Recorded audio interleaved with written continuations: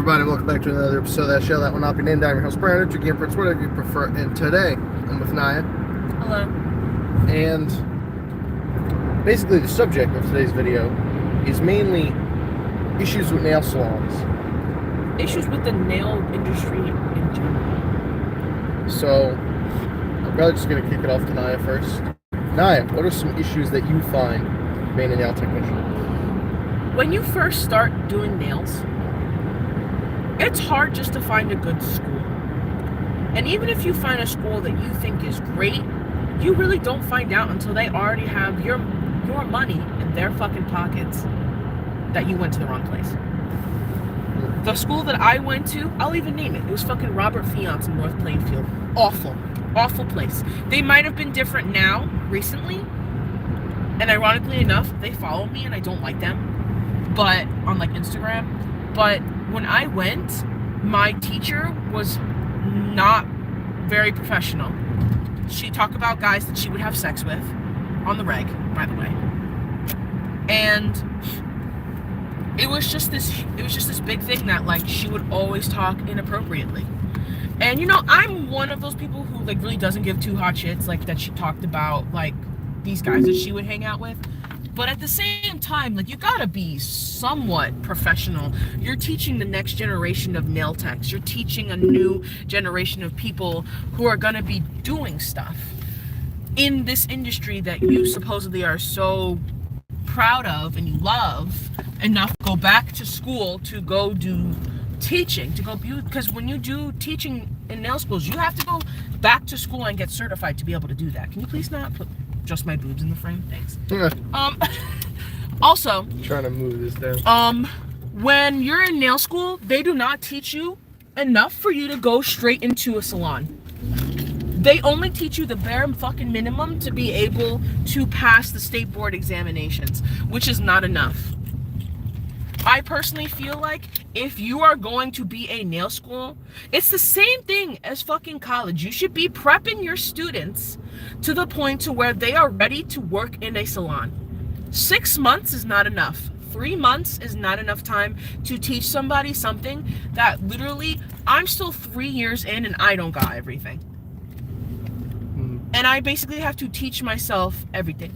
And on top of that, schools do not advertise enough about how you need to take more schooling after you take their courses. Because when you're done doing school there, you still have to go to classes and you still have to pay for shit. But do they provide that? Fuck no, they do not. They provide you the bare fucking minimum.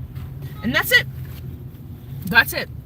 They do not show you how to properly do a full manicure. They just teach it to you nice and quick and fast. And that's it. And you don't even do it when you take the test. You realize that, right? When you take the test, the actual state board test, you don't even actually cut the person's cuticles. You pretend.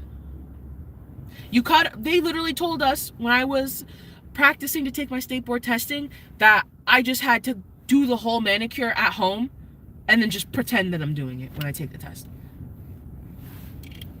Really?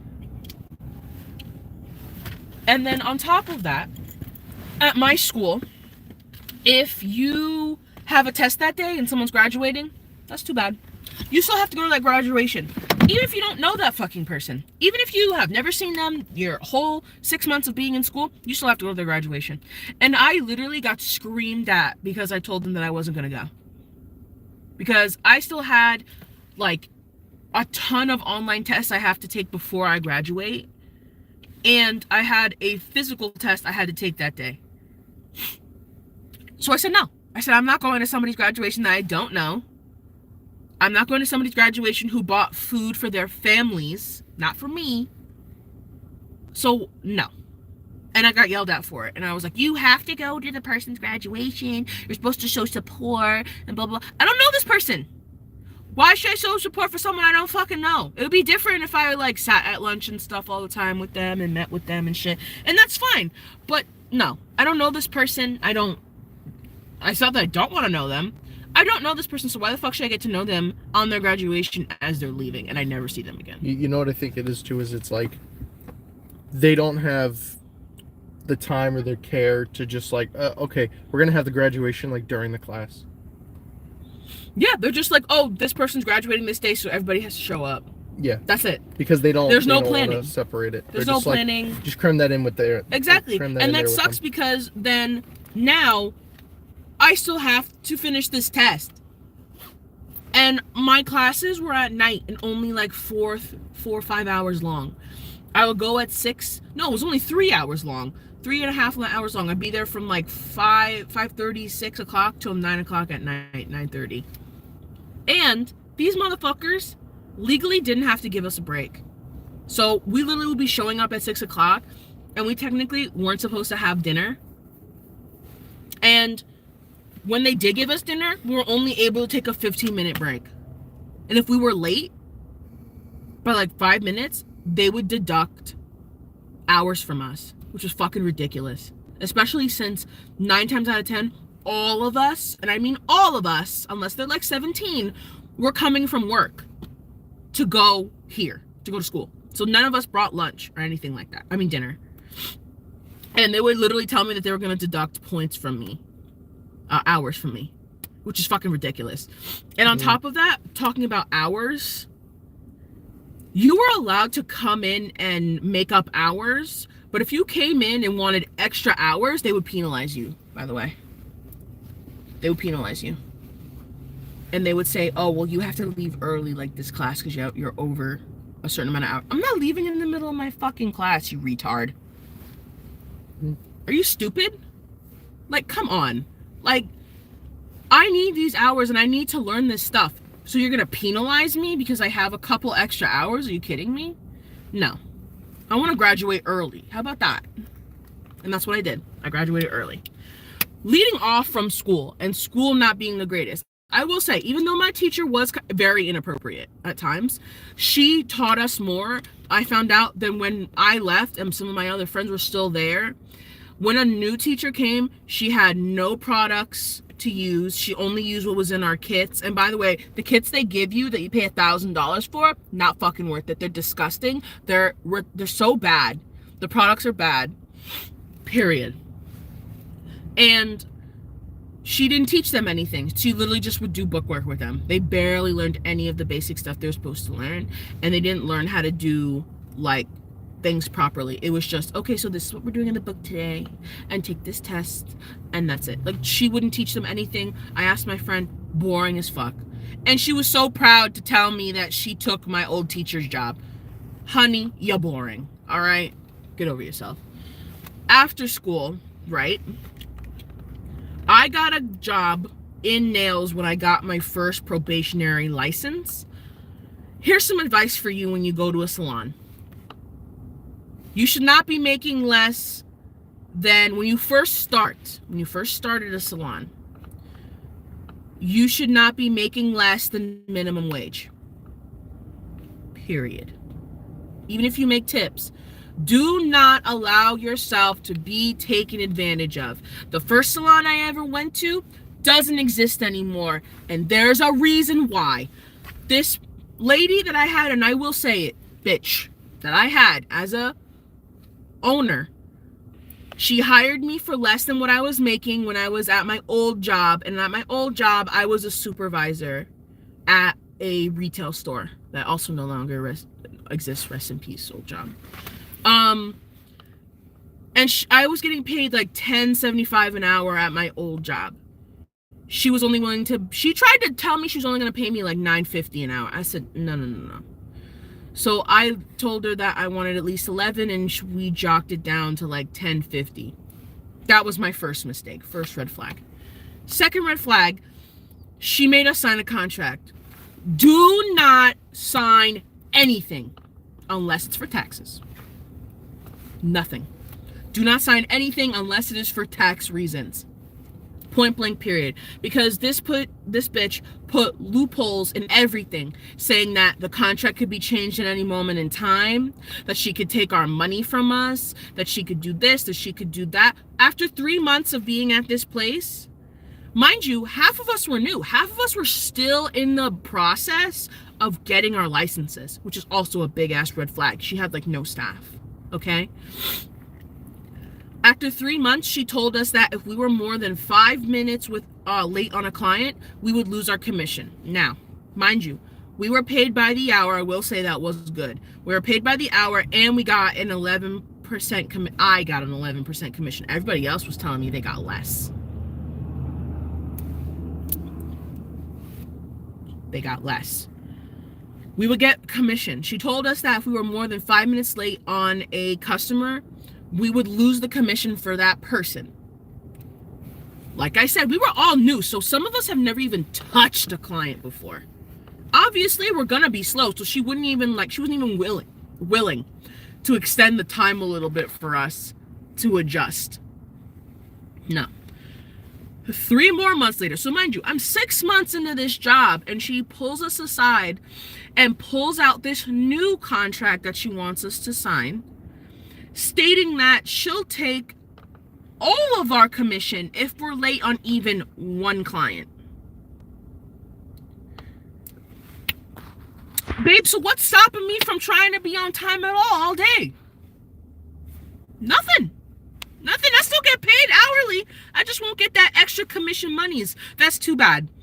Like, that's not gonna make me wanna move faster with my clients. That's gonna discourage me, because once I'm late with that one client, I'm not gonna try to be on time at all the rest of the day.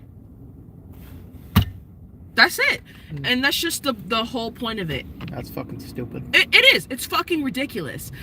And even one of my clients, not my clients, my coworkers, she's been doing nails for over 30 years. And she said, well, like, I might need some extra time with certain clients because, like, they like extra layers of polish and it takes longer for me to take it off. And, you know, sometimes I have to accommodate some of my clients because of certain things.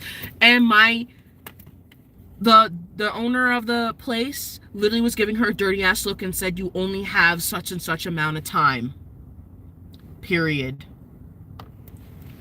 What a bitch! What a bitch! Who does that? Like, come on. Like, you have to, if you're gonna accommodate, you can. When they make the appointment, you add extra time. It's not that hard. She was just money hungry. Oh, and the girl was kind of racist. Just saying. She would use her minority status, because she was Cuban. She would use her minority status as a manipulation tool, I should say. That's what she would use it for. I had a girl who had come to the salon who was trying out, and I won't say what I said to her, but I talked to her for a little bit, and we went back and forth about, like, my school, because she was thinking about going to my school. I said, don't do it. And she was talking to me, and I said, oh, okay. I said, well, just really think about if you want to work here or not. Like, you never know. Like, you got to make sure it's a good fit for you. And that was all I said. I didn't say not to work there. I didn't say it was a bad place to work. I just said, just think about it, you know? You never know. And she's like, yeah, okay, I'll think about it. And then I left. I found out a year, 2 years later, that this lady, the owner, told this girl that I was talking to that, oh, like, those Asian salons are awful. Like, you should work here. Like, we got to stick together. Because she was black. She was saying that because she's Cuban and she's a minority, that they need to stick together and that she's a better salon than all the Asian nail salons. I don't know about you. That sounds kind of manipulative to me. and she lied on her Indeed advertisements. She said that it was $15 to $17 an hour. That was a lie. When my girl came in, the nice girl that I was talking to, when she came in and she was talking to her one-on-one about, like, pay and stuff, she was only going to give her, like, $11 an hour. Mind you, this lovely girl, she was so nice. She came from an Asian salon that was owned by Koreans. And this is important. It's not a race thing, I swear. She came from a Korean salon, a Korean-owned salon. They were paying her $17 an hour. They would bring her food. They treated her like family. And they took her on trips to Korea. fully paid. That's a good fucking deal. That was a nice ass place, and she was so sad that she was looking for a new place because she wanted somewhere that was closer for her, because she lived kind of far from that place. She had stayed at that place for 5, maybe 6 years with the Korean owners. She loved it there, but she just felt she needed somewhere that was closer to home so she didn't waste so much gas, even though it was such a nice place. She had no beef with the place she was leaving, and they knew she was looking for a new place, and they still kept her. They kept her until she found a new place. And here is this owner who's, we need to stick together because we're minorities, trying to downplay this poor girl who's making $17.50 an hour and trying to tell her, you should come work here because I'm a minority too, but I won't pay you like you should be paid. I'll pay you $11 an hour. Yeah, that makes a whole lot of sense, honey. Yeah, it's fucked. And then I found out, this is all alleged, by the way. Allegedly, they were taking their tips. They were taking their tips, and they were not allowed to take off a single Saturday. I'm sorry, but you can't do that. That's messed up. Like I said, allegedly, because I ain't trying to be sued. I ain't going to say what the name of the salon is. But they, even though they're closed, it doesn't really matter anyway. But just to protect me, they were taking tips. And I'm not saying this because they were taking my tips, because I made sure they weren't taking my tips. I would have called the cops very quickly. I heard this from past people who used to work there, telling me that they were taking their tips. They wouldn't let them take off on Saturdays. She was still a mega bitch. She always was trying to find a way to cut corners in Princeton, but yet she was buying whole cases of wine and drinking them in the salon. And was letting people drink in the salon. Customers. That's illegal, by the way, in New Jersey. Unless you have a liquor license, you should not be allowing customers to drink in the salon or give them alcohol in the salon. Point blank, period. You shouldn't do it, period. Go ahead, what? Yeah, I was going to say, if you want, you can make this part 2. Because you do need to get the keys fixed. Oh, yeah, I need to get my key fixed. My key fob broke. Just busted right inside the car. The whole metal piece is intact. It's not like it broke in the ignition. But whole thing just snapped in half. So I'm thinking we part 2 this, and the next one we get into salons more salons that you've worked at and other issues that you've had with them. It's so bad. I have so much shit to say. Yeah.